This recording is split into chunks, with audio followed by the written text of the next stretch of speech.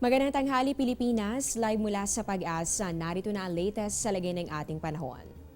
Sa halos katatapos lamang na press conference dito sa Pag-asa, idinitalye ni weather forecaster Benison Estareja ang mga pinakahuling datos tungkol sa binabantayan natin na bagyong Karen.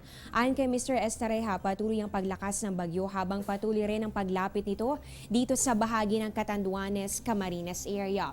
Huli po yang namataan sa layong 260 kilometers east of Virac, Catanduanes. And compared nito mga nakalipas sa oras, patuloy po ang paglakas niyan. Taglay po nito ang maximum sustained winds na aabot na ng 85 kilometers per hour at pagbugsong papalo naman ng 105 kilometers per hour. Inaasahan po natin ang pagkilos ng bagyo ay pa west-northwest sa bilis lamang na 9 kilometers per hour. Ayon sa Pag-asa, posible pa itong lumakas bago tuluyang maglandfall sa Quezon, Aurora area by Sunday morning.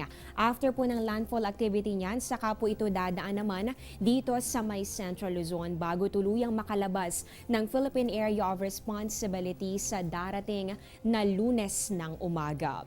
Habang papalapit sa landmass, nakataas po ngayon ang Tropical Cyclone Warning Signal number 2. Dito po yan sa Catanduanes at Camarines Sur. Dito posibleng maranasan ang lakas ng hangin na abot ng 61 to 120 kilometers per hour sa loob po yan ng 24 oras. Samantala, nasa ilalim naman ng signal number 1 ang Camarines Norte, Albay, Sorsogon at ang Quezon. Kabilang din dito ang Pulilio Island, Aurora, Isabela, Quirino.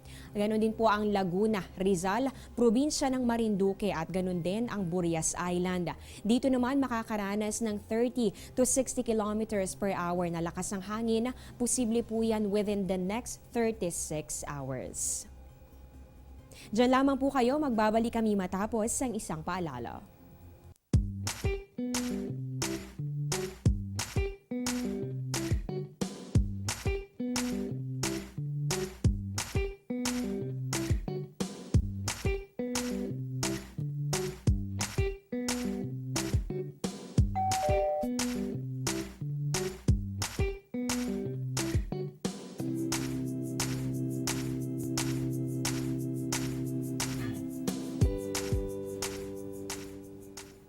Sa patuloy na pagkilos ng bagyong Karen dito sa loob ng Philippine Area of Responsibility, malaking bahagi po ng ating bansa ang nakakaranas ngayon ng mga pag-ulan. Kagaya na lamang ng inilabas po na abiso ng Pag-asa, nakakaranas po ngayon ng thunderstorm ang ilang bahagi ng Negros Occidental. Kabilang po dyan ang Hinigaran, Binalbagan, Pontevedra, Sipalay at ganun din sa Kawayan.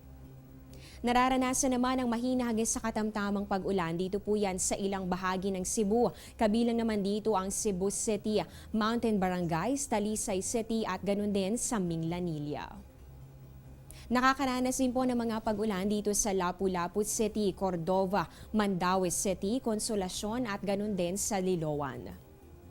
Dito naman sa Antique, nakakaranas din ng thunderstorm o mga pag-ulan na may kasamang pagkidlat, pagkulog. Dito po yan sa Tibiao, Barbasa, Lawan at ganoon din dito sa May Anini. Posible po yung magpatuloy sa loob ng 1 hanggang 2 oras.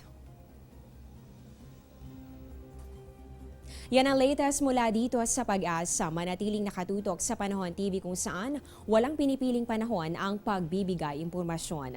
Ako po ang inyong weather lover Amor La Rosa. Magandang tanghali po sa inyong lahat.